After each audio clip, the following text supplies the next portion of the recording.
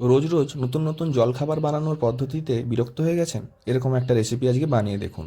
প্রথমে ময়দা নিয়ে নিন 300 গ্রামের মতো, দুটো পেঁয়াজ কুচোনো, দুটো লঙ্কা কুচোনো, কাঁচা লঙ্কার পরিমাণটা আপনারা নিজেদের ইচ্ছা মতন দেবেন। তারপরে দুটো ডিম এইভাবে ফাটিয়ে নিয়ে একটা বোলের মধ্যে রাখুন।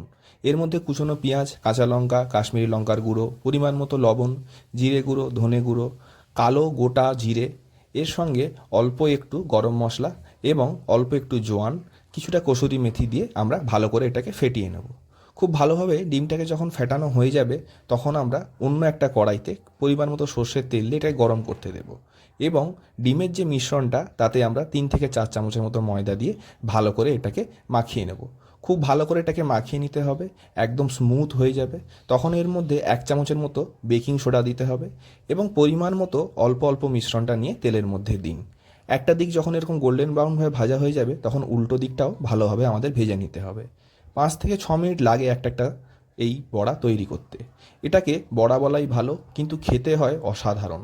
বাড়িতে অবশ্যই একবার বানিয়ে দেখবেন, পুরো রেসিপিটা ভালো করে দেখবেন এবং ভিডিওটা যদি ভালো লেগে থাকে অবশ্যই লাইক করবেন এবং রান্নাটা কেমন হলো সেটা কিন্তু কমেন্টে জানাতে ভুলবেন না। আপনাদের লাইক, কমেন্ট আর শেয়ারই কিন্তু আমাদের উদ্বুদ্ধ করে। ভালো থাকবেন এবং ধন্যবাদ।